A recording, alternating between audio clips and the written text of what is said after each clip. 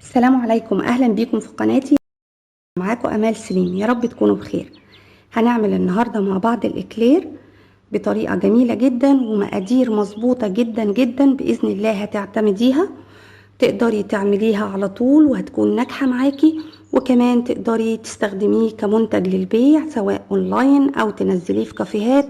بجد ان شاء الله هيطلب منك على طول لانه ناجح ومقاديره مظبوطه. وزي ما انتي شايفة شكله جميل جدا، وقدمت لكم فيه افكار للتزيين. بجد هتخلي المنتج معاكي فاخر ومطلوب وهينال اعجاب اي حد هيشوفه. باذن الله الفيديو يعجبكم، اتمنى منكم تدعموا القناة وتعملوا لايك للفيديو علشان يوصل لاكتر عدد من الناس ممكن يكونوا محتاجينه. وكمان تعملوا اشتراك في قناتي لو اول مرة تدخلوا القناة، وتفعلوا زر الجرس علشان توصلكم كل وصفاتي. يلا نشوف هنعمل الاكلير مع بعض ازاي.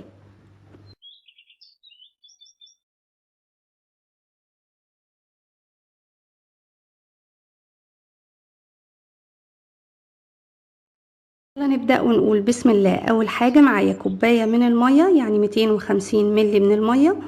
بضيف عليهم ربع معلقة صغيرة من الملح ومعلقة صغيرة من السكر، وانا حطاهم على النار وبدوبهم تماما لحد ما يدوبوا معايا. بنزل عليهم ب100 جرام من الزبدة، يعني تقريبا نص كوباية من الزبدة. الزبدة لازم تكون بدرجة حرارة الغرفة، وأكون مقطعاها صغير كده عشان تدوب معايا أسرع. هستمر في التقليب وهي على النار لحد ما تسيح معايا تماما بالشكل ده، واسيبها لحد ما تغلي. بمجرد ما تغلي بنزل بالدقيق، عشان لو غلت كتير طبعا المية هتقل والمقدار كده هيتغير.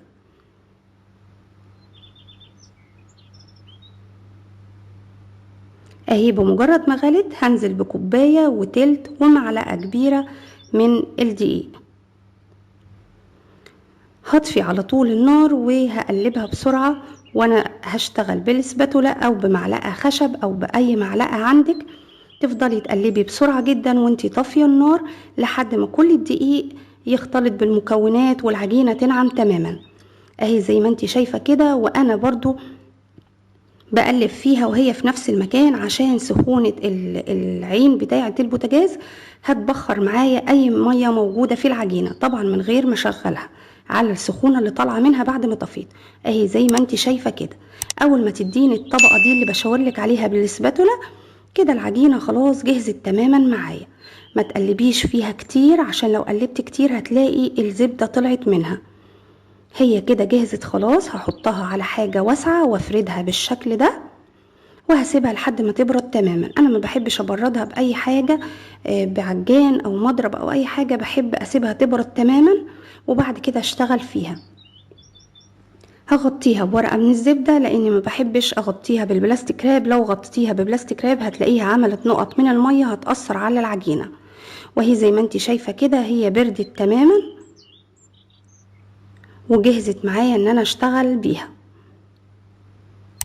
يا ريت لو لسه معايا تعملي لايك للفيديو، ولو اول مرة تشوفيني تعملي اشتراك في القناة وتفعلي زر الجرس علشان توصلك كل وصفاتي.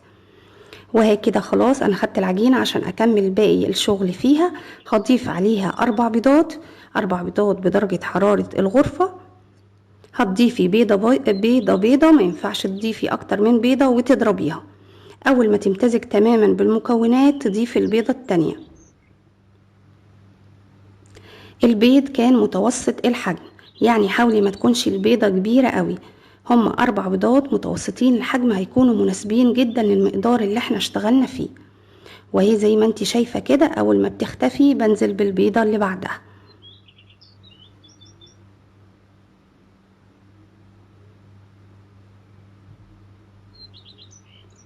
عايزة اقول لكم ان المقدار مظبوط جدا، وباذن الله هيكون ناجح معاكم وهيديكوا نتيجة ممتازة. واخر بيضة انا ضفتها اهو، وضفت عليها حوالي نص معلقة صغيرة من الفانيليا او معلقة صغيرة من الفانيليا، وهتضربيهم كويس جدا بالشكل ده. ادي العجينة خلاص كده جهزت معايا. هو ده القوام المطلوب. هجهز التب اللي هشتغل بيه. ده التب بتاع الاكلير، بيكون واسع كده وبتكون الاسنان بتاعته واقفه لفوق، مش مايله لجوه. هحط العجينه في كيس الحلواني بالشكل ده، ومن المهم جدا انك تفرغي فيه منها اي هواء، لان لو فيها هواء هتبان في الاكلير وهتطلع النتيجه مش حلوه. بتجهزي صاج، بتدهنيه نقطتين كده زيت وتمسحيه بالمنديل، وبعد كده بتنزلي كده بالاكلير زي ما انت شايفه بالطول ده.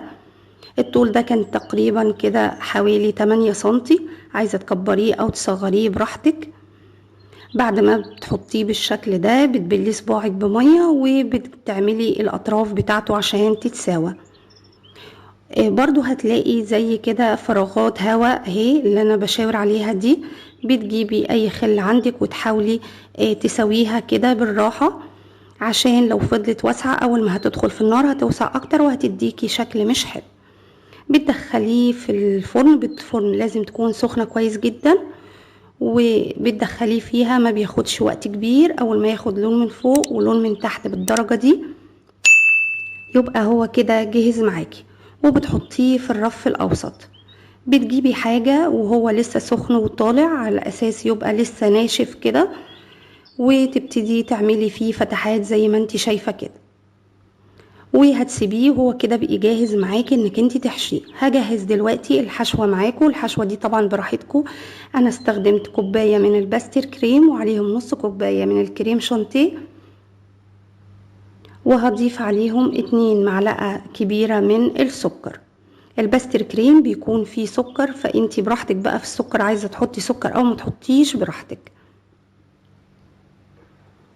وهضيف عليهم 2 كوباية من المية المتلجة، وطبعا هتشوفي قوامه، لو محتاج مية براحتك هتضيفي مية. انا ضفت 2 كوباية من المية المتلجة وهضربهم مع بعض هيديني قوام مناسب. هو القوام لازم يكون متماسك.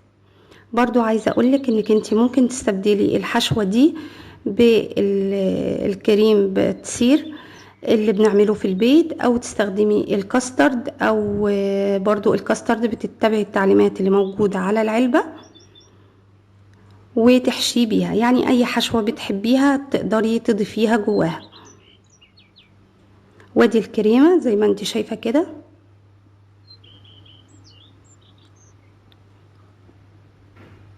متماسكة تماما، وهي كده جهزت معايا. برضو من الحاجات المهمة اللي عايزة اقولها لك انك انتي لو سبتي الاكلير من غير ما تعملي الفتحات ممكن تلاقيه طري، فهيبقى من الصعب تعملي الفتحات. في الحالة دي بتولعي البوتاجاز وتسخنيه كويس جدا وتدخلي الاكلير حوالي دقيقة كده او دقيقتين، هتلاقيه برضو نشف تاني. وده التب اللي احنا بنستخدمه. لو عندك التب الاستانلس اللي تقدري تحشي بيه حلو قوي، بس هو ما كانش متوفر عندي. بتحشيه لحد ما يتملي تماما. طبعا بتحسي بتقل الاكلير وبتتأكدي ان هو خلاص جاهز. دلوقتي هنعمل التزيين. دي شوكولاتة بيضة، بتستخدمي شوكولاتة بيضة وبتحطي عليها مقدار من الزيت. يعني ممكن تضيفي على 100 جرام من الشوكولاتة البيضة 2 معلقة من الزيت، وتسيبيهم على حمام مائي ساخن لحد ما يدوبوا تماما، وتزينيهم بالشكل ده. انا خليت جزء من الكريمة وعملت روزيتات حلوة زي ما انت شايفة كده وزينته. طبعا التزيين ده حسب ذوقكم، بس هو الشكل ده جميل جدا يعني بجد فاخر. والجزء التاني عملته بالشوكولاتة، برضو 100 جرام من الشوكولاتة، وبتضيفي عليهم 2 معلقة من الزيت وبتحطيهم على حمام مائي ساخن لحد ما يدوبوا تماما. وبعد كده بتزيني من فوق زي ما انتي عايزة، روزيتات، تضيفي بندق، تضيفي اي مكسرات، يعني الشكل اللي تحبيه. التزيين ده حسب ذوقك. وهو زي ما انتي شايفة شكله في منتهى الجمال والروعة، فاخر ما شاء الله. تقدري تنزليه في اي مكان، يعني لو حابة تنزليه في كافيهات او يعني اي مكان، او تبيعيه اونلاين باذن الله هيكون منتج كويس جدا وهينال اعجاب الناس اللي هتتعامل معاكي.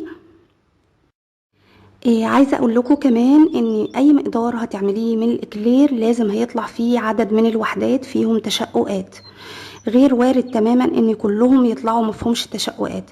اي حد هيقولك ان في مقدار هيطلع لك الاكلير كله بدون تشققات، ده كلام طبعا مش صح وكلام مش مظبوط. هتلاقي فيهم حاجات فيها تشققات مفيش اي مشكلة. اول ما هتعملي تغطية بالشوكولاتة وروزتات الكريمة اللي احنا عملناها وبتضيفي مكسرات، كل ده مش بيبان، وكمان هي مش بتأثر على الطعم. فما تقلقيش لو لقيتي حاجات فيها تشققات، كملي شغل عادي وهيطلع معاكي في منتهى الجمال زي ما شفتي معانا كده. بجد حلو قوي. يا رب الفيديو يكون النهارده عجبكم واستفدتوا منه. يا ريت تعملوا لايك للفيديو عشان يوصل لاكبر عدد من الناس ممكن تستفاد منه. وانا هفتح لكم دلوقتي واحده من جوه. هو من جوه مفرغ تماما، وده طبعا من علامات نجاحه ان يكون مفرغ تماما من جوه. يا ريت لو اول مره تدخلوا قناتي تعملوا اشتراك في القناه وتفعلوا زر الجرس علشان توصلكوا كل وصفاتي. بحبكم في الله. امل سليم.